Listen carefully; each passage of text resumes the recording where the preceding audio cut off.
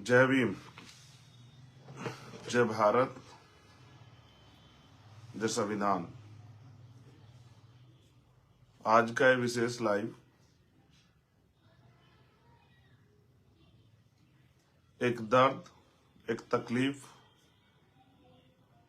जो आप सबसे साझा करनी है और जो हो रहा है उत्तर प्रदेश में या देश में, जो दुनिया में रहने वाले, देश में रहने वाले सभी लोगों तक जिस बात को पहुंचाना है, उसके लिए मैं अपनी बात को शुरू करने से पहले समय समय पे भारत की धरती पर जन्मे सभी संतों, गुरुओं, महापुरुषों को नमन करता हूं। महामानव तथागत बुद्ध, संत श्री सद्गुरु रविदास जी महाराज, भगवान वाल्मीकि महाराज, गुरु नानक देव, संत कबीर, गुरु घासीदास, नारायणा गुरु, राष्ट्रपिता ज्योतिबा फूले, छत्रपति साहू जी महाराज, डॉक्टर बाबा साहब अम्बेडकर, महामना रामसु वर्मा जी, चौधरी चरण सिंह जी, चौधरी महाराज सिंह भारती जी, सर छोटू राम जी, संत राम बी प्रजापति जी, बाबू शिवदयाल चौरसिया जी, जननायक कपूरी ठाकुर जी, बाबू जगदेव प्रसाद कुशवाहा जी, मान्यवर दीना भाना वाल्मीकि साहब और मान्यवर काशी राम साहब को भी नमन करता हूं।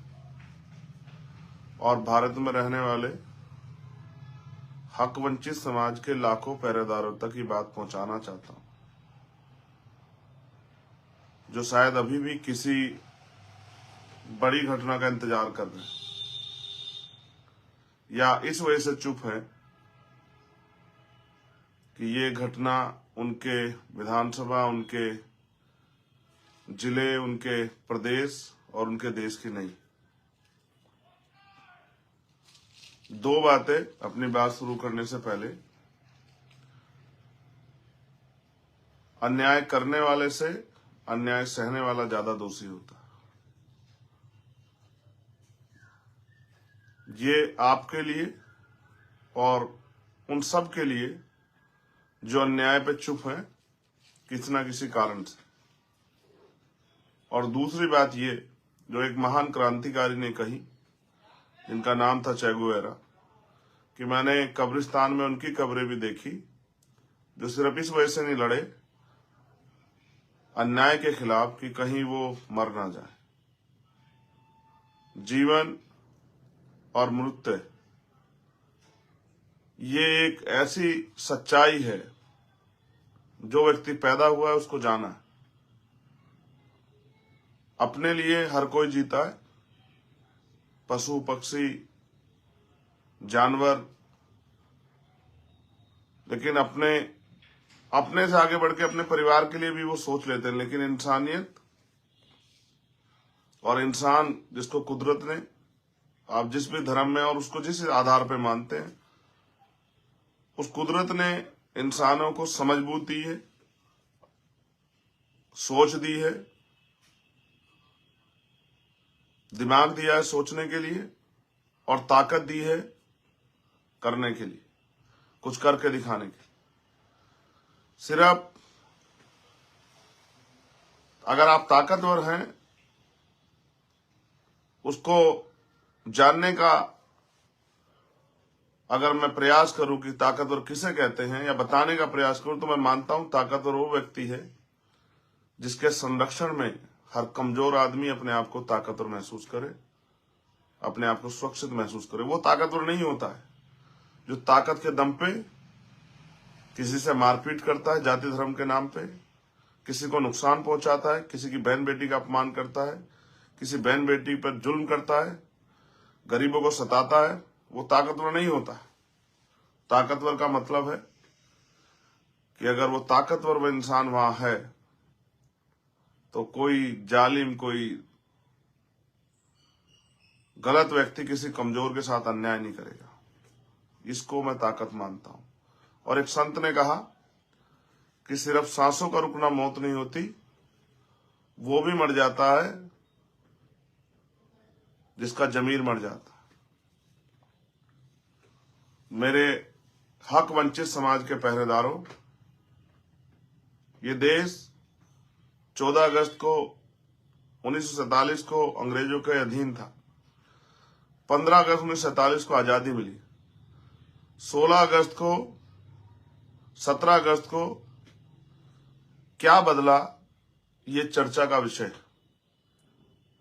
14 तारीख को जिनके पास एक गज जमीन नहीं थी, घर नहीं था, नौकरी नहीं थी, खेती के लिए जमीन नहीं थी, जिनके पास रोजगार नहीं था, जिनको स्कूलों में पढ़ने की आजादी नहीं थी, जिनको सार्वजनिक स्थलों पर जाने की आजादी नहीं थी, जिनके पास कोई उद्योग नहीं था, आजादी की सुबह के साथ उनके जीवन में क्या बदला, धन धरती राजपाट में बंटवारा हुआ या नहीं हुआ, जो लोग हाशिए पे थे उनके जीवन में सुख शांति और खुशहाली आई, इसके लिए क्या प्रयास हुआ।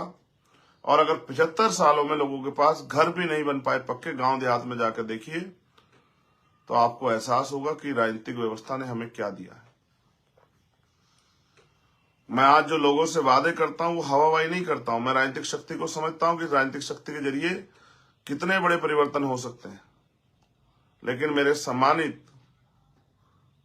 भाइयों बहनों, मुझसे बड़े बुजुर्गों, नौजवान साथियों,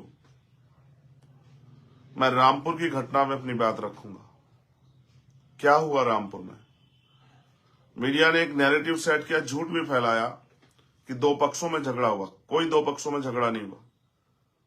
एक जमीन थी जिसपे कूड़ा कचरा डाला जाता था, जो शेड्यूल कास्ट के जो लोग रहते हैं जहां, उन्हीं जातियों के घरों के पास वो जमीन थी। जैसा मैंने कहा, धन धरती राजपाट नहीं बटाया, तो उनके पास कोई बाबा साहब अम्बेडकर का पार्क, कोई बुद्ध विहार, कोई अम्बेडकर भवन, कोई गुरु रविदास घर, कोई भगवान वाल्मीकि महाराज का घर, या कोई भी ऐसा स्थल नहीं है जहां बैठ के अपनी बातचीत कर सकें और अपने त्योहारों को सामूहिक रूप से जहां जो है वो मना सकें। जिन पे ऐसा कुछ भी नहीं था आजादी से पहले, सरकार ने क्या उनके लिए व्यवस्थाएं की है? क्यों हमारे लोगों को छोटी छोटी चीजों पे संघर्ष करना पड़ता है? ये जिम्मेदारी किसकी है? जो सरकार टैक्स लेती है उसकी, या जो जनता टैक्स देती है उसकी? ये करना सरकार को चाहिए था। ये जिम्मेदारी अधिकारी कर्मचारियों की थी कि सबकी धार्मिक आस्था का, सबके अधिकारों का सम्मान रखा जाए। लेकिन जिनकी जिम्मेदारी थी वो जिम्मेदारी से भाग गए। आज का लोकतंत्र तो जिसकी लाठी उसकी भैंस हो गया। 2 महीने पहले उस पार्क पर बाबा उसकी सफाई करके हमारे लोगों ने अपना कूड़ा कचरा हटा के और उस पर बाबा साहब अम्बेडकर का बोर्ड लगाया, जिसको ग्राम प्रधान ने जिसके फीता जिसका काटने काम किया, उस बोर्ड का अनावरण किया। यानी कि वो बोर्ड सबकी सहमति से लगा और 2 महीने से वो बोर्ड, बड़ा पक्का बोर्ड वहां स्थापित है। एक दिन में नहीं लगा, रात के अंधेरे में नहीं लगा, दिन के उजाले में सबके सामने लगाया। और गांव के कुछ लोगों को उस पे उनका विरोध था कि ये यहां नहीं बनना चाहिए। जिनका विरोध था वो भी वहां से बहुत दूर रहते हैं, लगभग 1 किलोमीटर के लगभग दूर रहते हैं। ये बात शासन प्रशासन के पास गई। हमारे लोगों ने वहां के अधिकारियों से बात कही और उनसे कहा कि ये ग्राम पंचायत की जमीन है, हम इस पे काबिज हैं, हम इस पे बाबा साहब अम्बेडकर का पार्क चाहते हैं। वो कई बार अधिकारियों के पास गए। अधिकारियों की लापरवाही की वजह से, अगर ये बात अधिकारियों ने पहले सुन ली होती तो आज इतनी बड़ी घटना को अंजाम नहीं दिया जाता। अधिकारियों की लापरवाही, उनकी हिलावाली और दलितों के प्रति, मुसलमानों के प्रति, पिछड़े वर्ग के जातियों के प्रति, आदिवासियों के प्रति जो सरकार का रवैया है, उसी का खामियाजा उस गांव के लोगों को भुगतना पड़ा। उस दिन हुआ ये कि माताएं बहनें पार्क पर थी, गांव का कोई पुरुष नहीं था। जो बच्चे पेपर दे के आए, सुमेश जिसकी हत्या हुई वो भी 10वीं का पेपर दे के आया था, वो मौजूद थे। पुलिस, कुछ थोड़ी सी पुलिस वहां मौजूद थी।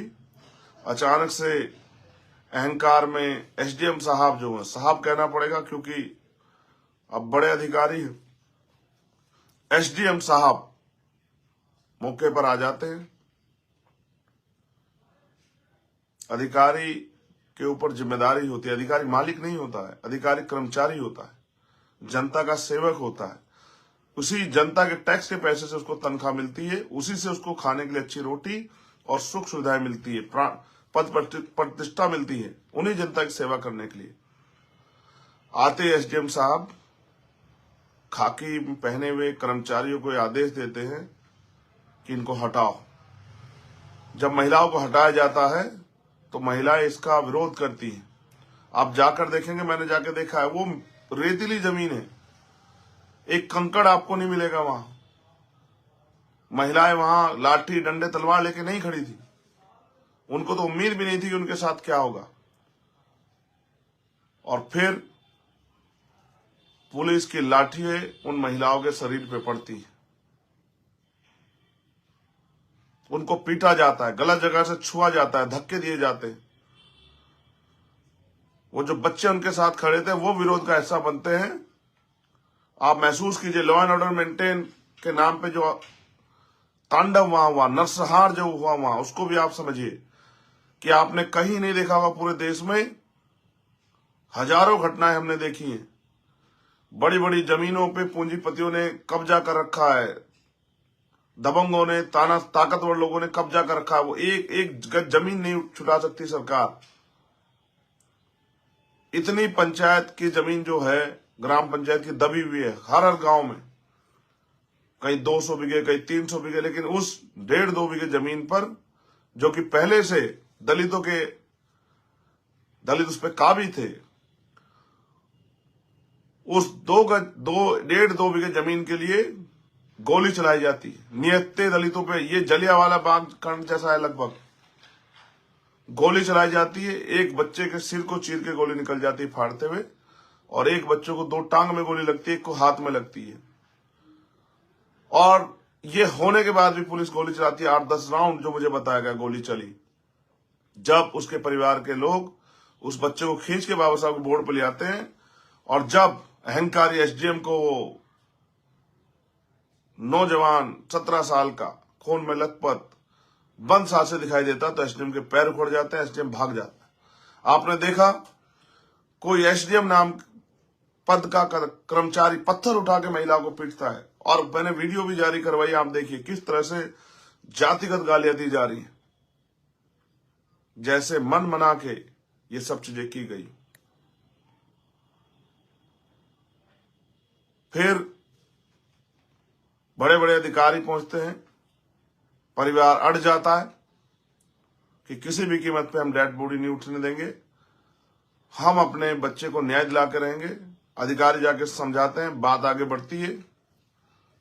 जब पुलिस पूरे गांव की घेराबंदी कर देती है, नया आदमी कोई जा नहीं पाता है, और बड़ी देर के बाद घायलों को अस्पताल लेके जाया जाता है।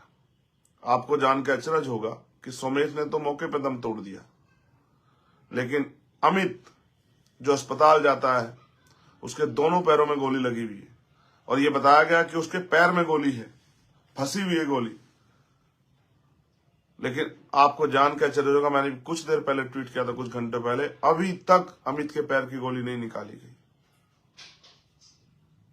36 घंटे ज्यादा समय बीत गया। मैंने कल भी ये शंका जाहिर की थी कि ऐसा ना हो इन्फेक्शन होकर उसकी टांगे काटनी पड़े या उसकी जान चली जाए। क्यों सरकारी हॉस्पिटल में उसका इलाज अच्छा नहीं हो रहा है? क्यों उसको हायर सेंटर रेफर नहीं किया जा रहा है? अगर डॉक्टर की कमी है, किसी और चीज की कमी, क्योंकि वो आई विटनेस है, उसने मौके पर देखा है सब चीजें होते हुए। वो एक एक आदमी को पहचानता है। आपको याद होगा हाथरस की बेटी के समय मैंने कहा था कि अगर उसको बचा लिया जाएगा, जिस तरह से मीडिया उसके आरोपों को निगलेक्ट कर रही थी, कि जो परिवार ने लगाए थे कि भाई ऐसा कुछ नहीं हुआ, मैंने कहा था उस बच्ची को बचा लो, वो स्वयं बता देगी उसके साथ किसने, कब, कहां और क्या क्या अपराध किया है। उसी तरह से मैंने अमित के ऊपर भी चिंता जाहिर की कि अमित को बचाना चाहिए।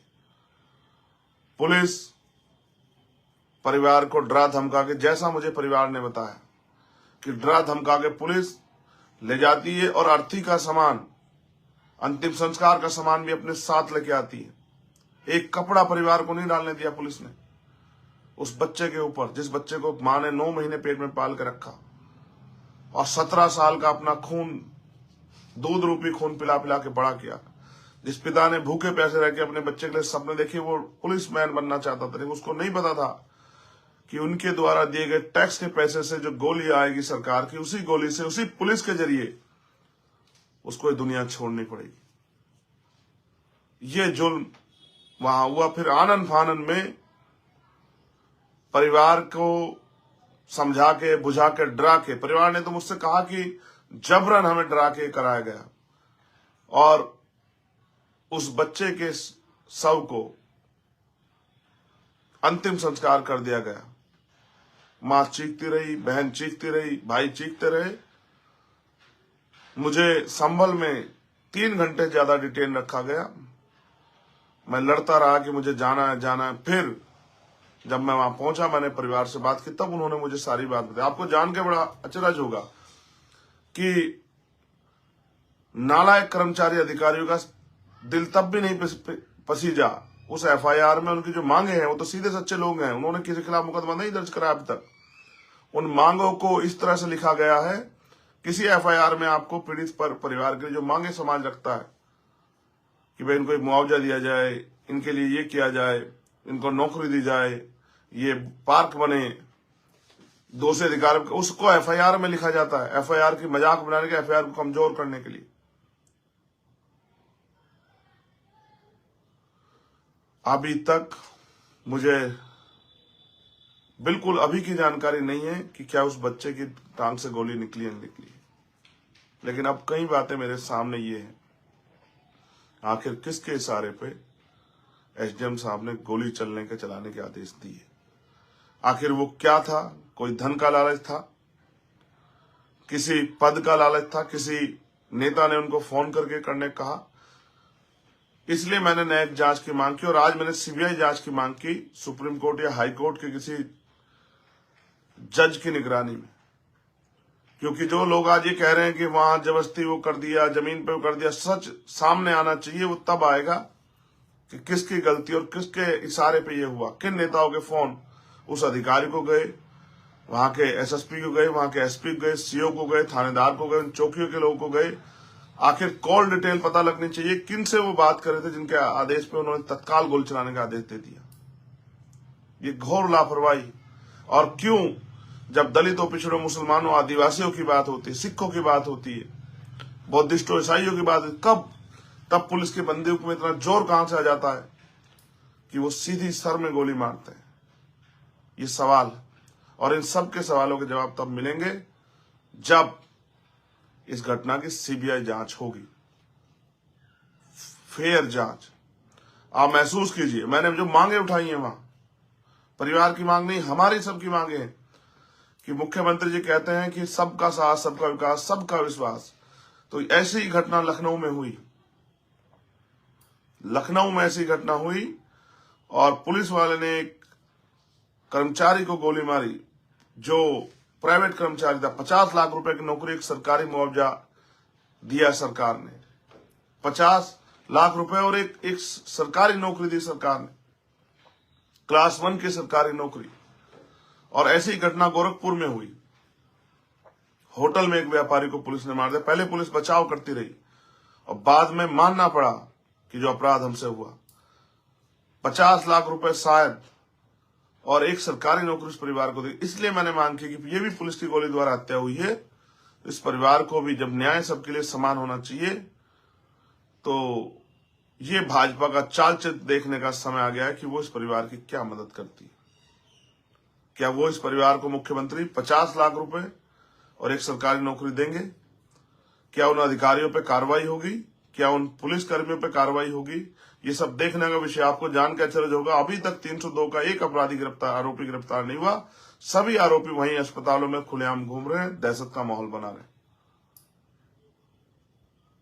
ये सब सत्ता की साठगांठ के बिना नहीं होता। किसी कर्मचारी अधिकारी की इतनी हिम्मत नहीं कि बिना सरकार के नेताओं के, अधिकारियों के, जिलाध्यक्ष के, पदाधिकारियों के आदेश के बिना इतने बड़ी घटना को अंजाम देते। और ये भी आपको जानना चाहिए कि ये कैसा आजाद भारत है जहां चंद गज जमीन के लिए पुलिस जनता को गोली मारने लगी है। ये चिंता का विषय है। क्या दलितों की जान उत्तर प्रदेश में इतनी सस्ती हो गई है? क्या दलितों की जान उत्तर प्रदेश में इतनी सस्ती हो गई है कि उनको गोली मारते हुए सोचा भी ना जाए कि इनका क्या होगा? ये सब हमारे लिए चैलेंज है। अगर आप ये सोच के बैठे हैं कि ये सोमेश के साथ हुआ, अमित के साथ हुआ, तो ये आपके यहां भी होगा जब आप अपने अधिकारों के लिए लड़ोगे। हम संविधान को मानने वाले लोग हैं, लेकिन ये संविधान को कुचलने का प्रयास है। ये राजतंत्र जैसा, जैसे राजा ने आदेश दिया और सेना ने किसी की हत्या कर दी। आप इसमें कब तक चुप्पी थाम के रखेंगे? अगर अमित को कुछ होता है या अमित का अच्छा इलाज नहीं होता, अभी मैंने एफआईआर भी पढ़ी, 307 नहीं लगी एफआईआर में, क्योंकि अमित को गोली लगी हुई है, 307 धारा नहीं लगी है। तो अगर अमित को कुछ होता है, उन महिलाओं की मैंने देखे, उन बहनों के अंगूठे टूट गए हैं, पैर की हड्डी में चोट लगी है, मैंने उनसे भी कहा कि आप लोग भी अपना मेडिकल करा के एफआईआर कराओ। पुलिस को कोई अधिकार नहीं है, जेंट्स पुलिस को महिलाओं को पीटने का कोई अधिकार नहीं। महिला पुलिस अगर महिलाओं को रोकने का काम करती समझ आता, लेकिन अगर पुरुष पुलिस महिलाओं को पीटने का काम करती है, उनको जातिगत गालियां देती, तो आप समझना चाहिए कितना प्रेशर होगा पुलिस के ऊपर, कितना जो है उनको कहा गया हुआ है सब करने के लिए। और ये एक साजिश भी हो सकती है पिछड़े और दलित वर्ग के लोगों को लड़वाने की। जैसा मैंने कहा, दो पक्षों में कोई विवाद नहीं था जो मीडिया ने चला है, कोई विवाद नहीं था। विवाद था वो भूमि पे काबिज थे, पुलिस उनको हटाना चाहती थी, वो बुलडोजर ले आई। लेकिन बाबा साहब का बोर्ड हटने देने के लिए, बाबा साहब के अपमान को अपने आंखों से देखने के लिए हमारी बहनें, महिलाएं तैयार नहीं थी। आप समझिए, एक बाबा साहब के बोर्ड के लिए वो महिलाएं जो बहुत पढ़ी लिखी नहीं है, उनके दिल में बाबा साहब की जगह है। अगर बाबा साहब के संविधान से छेड़खानी करने का भारतीय जनता पार्टी प्रयास करेगी तो इस देश में क्या होगा? ये अम्बेडकरवादियों की ताकत है। ये बाबा साहब ने जो हमारे लिए किया, और उनके बाद के जो महापुरुष थे, माननीय काशीराम साहब और जो उनके और साथी थे, उन्होंने ये आंदोलन के जरिए हमारे दिलों में भर दिया कि बाबा साहब अम्बेडकर के सम्मान और संविधान के सम्मान के लिए हम कुछ भी कर सकते। 2 अप्रैल 2018 का आंदोलन इस बात का उदाहरण है कि जब हम अपने हकों को बचाने के लिए आएंगे तो हर कीमत से गुजर जाएंगे। मेरे भाइयों बहनों, बहुजन समाज के पहरेदारों, ये संविधान है जो पाल, प्रजापति, कश्यप, सैनी, मौर्य, शाक्य, कुशवा, निषाद, राजभर, जाट, गुर्जर, विश्वकर्मा, सैन का बच्चा, चमार, वाल्मीकि, पासी, धोबी, कोरी, खटीक का बच्चा, मुस्लिम समाज में जो बैकवर्ड जातियां जो हैं, ओबीसी जातियां, उनके बच्चे कुर्सी पर बैठ जाते हैं संविधान की वजह से। और ये कुर्सी पे बैठना आपको चुभ रहा है सत्ता में बैठे लोगों को, इसलिए वो लगातार आरक्षण पे हमला कर रहे हैं, लगातार सरकारी नौकरियां खत्म कर रहे हैं, लगातार लोकतंत्र की हत्या कर रहे हैं, पैसे के आधार पर राज करना चाहते हैं और डंडे के आधार पर राज करना चाहते हैं। आज नहीं जागे तो कब जागोगे? कल किसी सोमेश, अमित के साथ फिर ये होगा। और अकेला चंद्रशेखर कितनी घटनाओं में क्या क्या कर लेगा। पूरी हिम्मत तो करता हूं सभी जगह पहुंच जाऊं, पूरी हिम्मत करता हूं, लेकिन राजनीतिक ताकत भी बन जाए इसलिए भी लड़ रहा हूं, प्रयास कर रहा हूं, संघर्ष कर रहा हूं। मैं ये सवाल छोड़ता हूं आपके सामने, आखिर इससे ज्यादा आगे बढ़ के हम लोग क्या कर सकते हैं? और अगर आज भी आप चुप हैं और हमारा साथ नहीं दे रहे हैं, तो आप सोचिए कि कल जब कुछ बचेगा नहीं तो फिर आप लड़ाई को किसके सहारे और कैसे लड़ेंगे? मैं सीबीआई जांच की मांग करता हूं, जिससे दूध का दूध और पानी का पानी हो जाए, और उन अधिकारियों पे सख्त कार्रवाई की मांग करता हूं। सिर्फ हटाने से काम नहीं चलेगा, उनको नौकरियों से, उनको जो है उनकी नौकरियों से बर्खास्त उनको किया जाए और उनको गिरफ्तार करके जेल में भेजा जाए, उस परिवार की मांगों को माना जाए। जिस तरह का न्याय मुख्यमंत्री ने अन्य लोगों के साथ किया, क्या मुख्यमंत्री जातिवादी हैं जो दलितों के साथ एक ट्वीट नहीं कर पाए अभी तक? इतनी बड़ी घटना पर उनके पुलिस के द्वारा जो अपराध किया गया उस पर क्या मुख्यमंत्री इस परिवार को मिलने बुलाएंगे या मिलने जाएंगे? दलितों का हितैषी होने की बात करने वाले मुख्यमंत्री जी, दलित सम्मेलन करने वाले हापुड़ से बहुत दूर, देरी का रास्ता नहीं। आपने पहला सम्मेलन हापुड़, उसमें बुलंदशहर हापुड़ में किया था।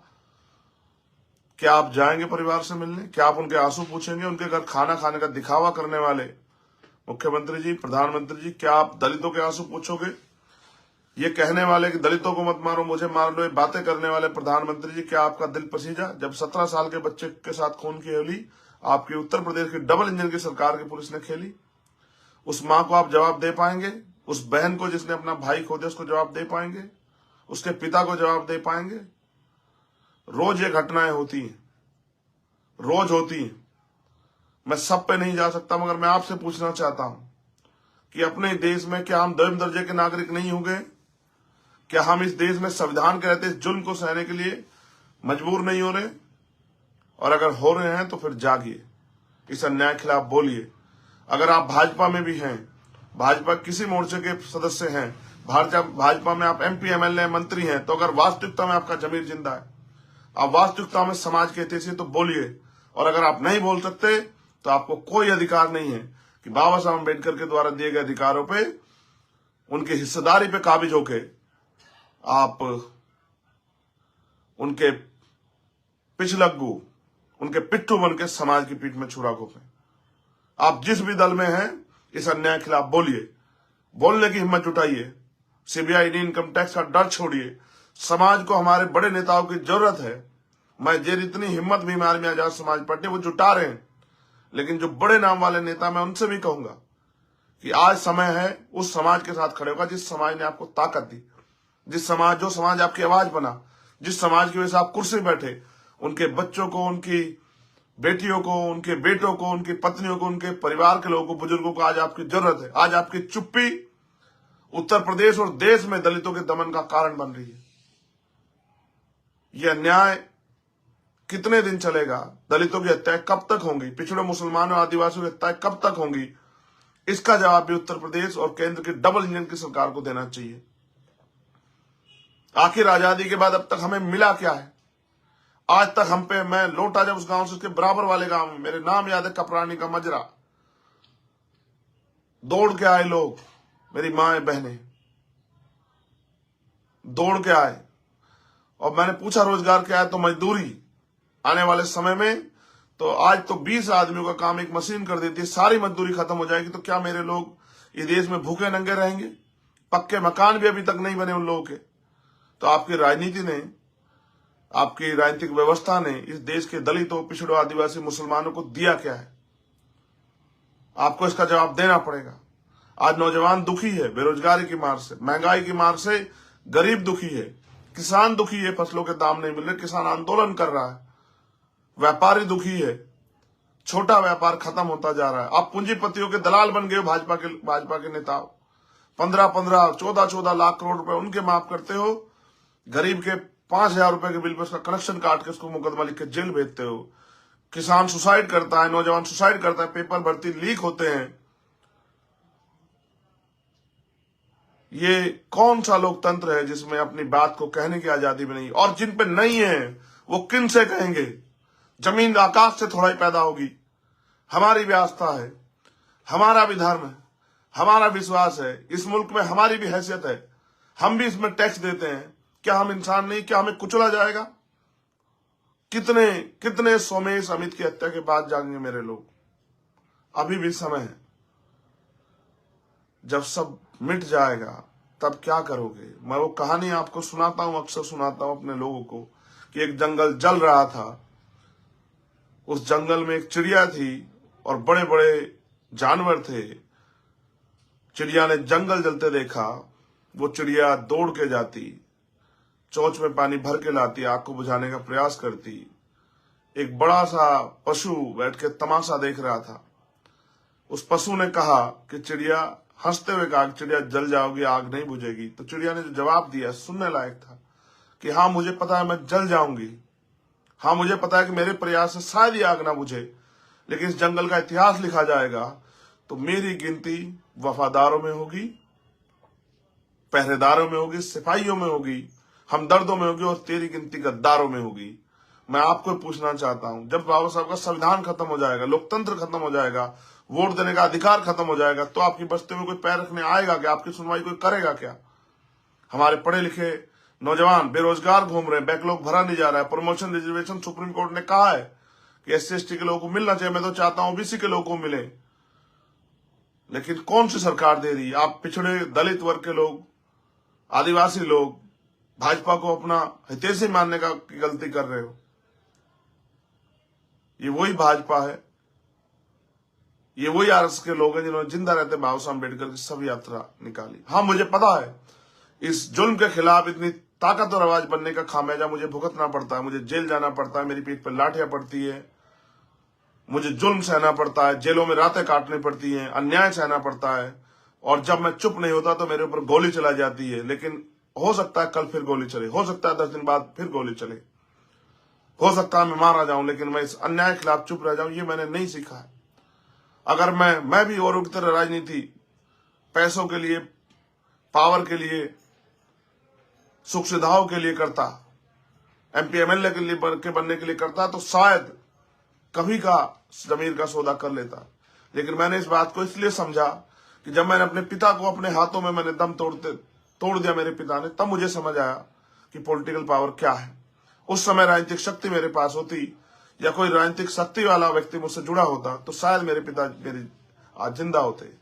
मैं भी उनके पैर छू के आशीर्वाद लेता और पूरी ताकत से जो भी लड़ाई में लड़ता मैं लड़ पाता। लेकिन उस दिन मेरे जीवन में तब्दीली, और सबसे बड़ी तब्दीली तब हुई जिस दिन मेरे ऊपर गोली चली। उस दिन मैंने तय कर लिया कि मैं किसी का दिल नहीं दुखाऊंगा, लेकिन मैं अपने जीवन का एक एक पल इस आंदोलन को दूंगा, गरीबों के आंसू पूछने के लिए, उनके ऊपर होने वाले जुल्म को रोकने के लिए दूंगा। मैं अपनी बात के लिए संकल्पित हूं और मैं आज फिर कहता हूं कि सूरज पूरब की जगह पश्चिम से उदय हो सकता है, लेकिन चंद्रशेखर आजाद इस लड़ाई में पीछे नहीं हट सकता है।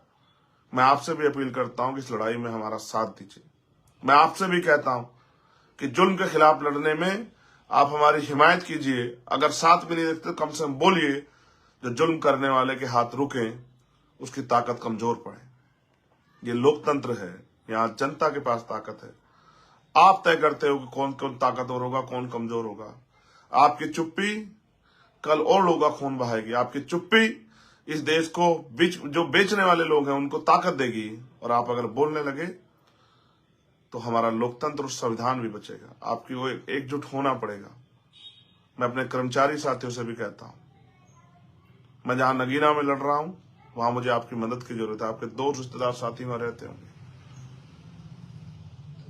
मैं दलित, पिछड़े, मुसलमानों, आदिवासी हो, सिख हो, जैन, बुद्धिस्ट हो, ईसाई हो, हर न्याय पसंद व्यक्ति से कहना चाहता हूं, अपनी माओ बहनों से कहना चाहता हूं, इस लड़ाई में मुझे मौका दें कि मैं इस लड़ाई को लड़के दिखाऊं कि किस तरह से सेवा भाव से राजनीति होती है और राजनीति के जरिए किस तरह से गरीबों की जिंदगी बदली जाती है। सब कुछ संभव है, लेकिन संभव वही कर सकते हैं जिनके पास शक्ति है। हम राजनीति में कामयाब हुए बिना इस जुल्म जाति खत्म नहीं कर सकते हैं। तो नगीना के लिए मेरी आपसे अपील है और संगठित होने की देश भर में आपसे अपील है। और कितनी जो है परीक्षा देने के बाद आपको समझ आएगा कि देश में कौन लड़ रहा है और कौन बैठ के तमाशा देख रहा है। मैं किसी को बुरा नहीं कह रहा हूं। जिस दिन मेरे ऊपर गोली चली उस दिन मुझे समझ आया कि जीवन तो एक दिन खत्म होना है, उससे पहले अच्छा प्रयास किया जाए कि समाज अपने पैरों पर खड़ा हो जाए।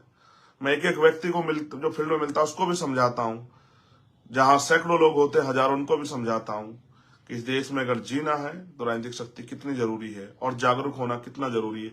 मेरा प्रयास है भीम आर्मी आजाद समाज पार्टी के साथियों के माध्यम से कि लोग जागरूक हो। जिस दिन लोग जागरूक हो गए उस दिन अपने अधिकारों को प्राप्त कर लेंगे। आप महसूस करो,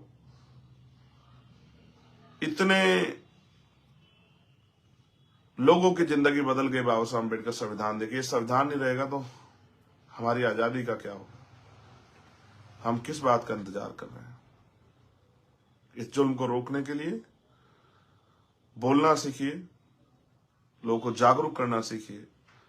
और मैं फिर कहता हूं, मैं सरकार को चैलेंज देके कहता हूं, सरकार एक बात जान ले कि हम संविधान के खिलाफ कोई भी अन्याय या कोई भी साजिश बर्दाश्त नहीं करेंगे, लेकिन हम अपने लोगों को मरने भी नहीं देंगे। आज करो मरो की स्थिति में मैं आपसे मदद की अपील करता हूं कि आप इस लड़ाई में मेरे साथ खड़े हो। मुझे गाली देने की, मेरे विरोधियों को मैं कहूंगा, मुझे गाली देने की बजाय एक बार मुझे मौका देके देखिए, मेरे साथ खड़े होकर देखिए, आपको एहसास होगा कि चंद्रशेखर आजाद जिसने जान को दांव पे लगा दिया। लोग पेट के लिए, पैसे, पावर के लिए, साधन संसाधन के लिए सब काम करते हैं, और मैं, क्योंकि मैं गरीबी में पल के आया हूं, दुख सह के आया हूं, मैं अपने लोगों के जीवन बदलने के लिए इस काम करना चाहता हूं। मैं हर उस माँ की आवाज के आंसू पूछना चाहता हूं जिसने बचपन से लेके और अब तक जो है गरीबी, बेबसी, लाचारी देखी, जिसने कभी सुख सुविधाएं देखी नहीं। अपने उस भाई की आवाज बनना चाहता हूं जिसने पढ़ लिख के जो बेरोजगार घूम रहा है, जिसके माँ बाप ने पेट काट के उसको पढ़ाया है, उसको हिम्मत ताकत दी है। मैं उस बहन की आवाज बनना चाहता हूं जो आज भी भारत और उत्तर प्रदेश प्रदेश के किसी भी कोने में डर के साए में जी रही है कि उसके साथ कभी भी कोई अन्याय अपमान हो सकता है। मैं हर उस कमजोर की आवाज बनना चाहता हूं जिसको दबाया जा रहा है, जिसके साथ जुल्म हो रहा है। मैं संविधान के रक्षक के रूप में इस लड़ाई को आगे बढ़ाना चाहता हूं, आपसे मदद चाहता हूं। मैं सरकार से कहूंगा, आप कमजोर मत समझिए कि हम इस लड़ाई को भूल जाएंगे और चुप हो जाएंगे। एक बहुत बड़ा आंदोलन हम लोग इसी लड़ाई को आखिरी लड़ाई मान के रामपुर की लड़ाई को तय करेंगे। आप मेरी बात को याद रखना। क्या तो सरकार जिस तरह से और लोगों को न्याय दिया उस तरह से उस परिवार को न्याय दे, वरना उत्तर प्रदेश और देश में कमर कस ले कि हम किसी से बड़े आंदोलन करने के लिए तैयार हैं। इस दर्द को रोज रोज अपने लोगों को मरता देख के जो तकलीफ होती है वो ऐसे नहीं, उसको नहीं बताया जा सकता शब्दों में। ये स्वीकार्य नहीं है। मुख्यमंत्री जी इस अन्याय को रोकिए, और आपने नहीं रुकता तो कुर्सी खाली कीजिए। अगर आपसे नहीं होता है, झूठ बोलना बंद कीजिए, दिखावा करना बंद कीजिए। जय भीम, जय भारत, जय संविधान, जय विज्ञान, जय लोकतंत्र। और आप सबसे अपील, मेरे कर्मचारी साथियों से, मेरे अधिकारी साथियों से, मेरे हक वंचित कमजोर समाज से, इस देश के दलित, पिछड़े, आदिवासी, मुसलमान, जैन, सिख, बौद्ध, ईसाई, पारसी और न्याय पसंद हर उस जाति धर्म के व्यक्ति से जो चाहता है कि हमारा भारत तरक्की करे और सब लोगों को स्वाभिमान सम्मान का जीवन मिले। ऐसा चाहूं राज में जहां मिले समन्नु अन्न, और छोटे बड़े सब संबर से रविदास रहे प्रसन्न। राज ऐसा हो जिसमें कोई छोटा बड़ा ना हो, कोई ऊंच नीच ना हो, कोई भेदभाव ना हो, कोई गरीब ना हो, कोई अमीर ना हो, सब लोग बराबर हो। किसी को कोई डर ना हो, भय ना हो, किसी बहन बेटी का अपमान ना हो, किसी को खाने के लिए अन्न की, तन ढकने के लिए कपड़े की और सर ढकने के लिए छत की दिक्कत ना हो। सभी का सम्मान हो। उस राज को उन्होंने नाम दिया बेगमपुरा राज, बिना गम का राज। हर व्यक्ति खुशहाल हो, किसी की जिंदगी में कोई गम ना हो। मैं संदेश के तौर पे अपने लोगों से कहूंगा जो सतगुरु रविदास जी महाराज 600 साल पहले कहा कि रविदास मानुष करी बसन को सुकर है दो ठाव, एक सु सब राज माही दूसर मरगट गांव। कि अगर सुख शांति का जीवन जीना है तो दो ही रास्ते हैं, एक सु सब राज में, क्या तो अपना राज हो या फिर सुख शांति जब जीवन समाप्त हो जाएगा शमशान घाट और कब्रिस्तान में मिलेगी। और बाबा साहब अम्बेडकर ने तो हमारे अंगूठे में वो ताकत दी है कि हम राजकाज ले सकते हैं, अपनी साथ होने वाले जुल्म को जड़ से खत्म कर सकते हैं। क्योंकि सड़क पर कानून नहीं बनते, कानून सदन में बनते हैं, लोकसभाओं में, विधानसभाओं में। तो अपनी ताकत बनाइए और इस जुल्म के खिलाफ बोलना सीखिए। मैं हर कमजोर, हर मजलूम, गरीब बहन बेटी की आवाज आपका भाई चंद्रशेखर आजाद बोल रहा हूं, और आपसे अपील करता हूं साथ और सहयोग की। जय भीम, जय भारत।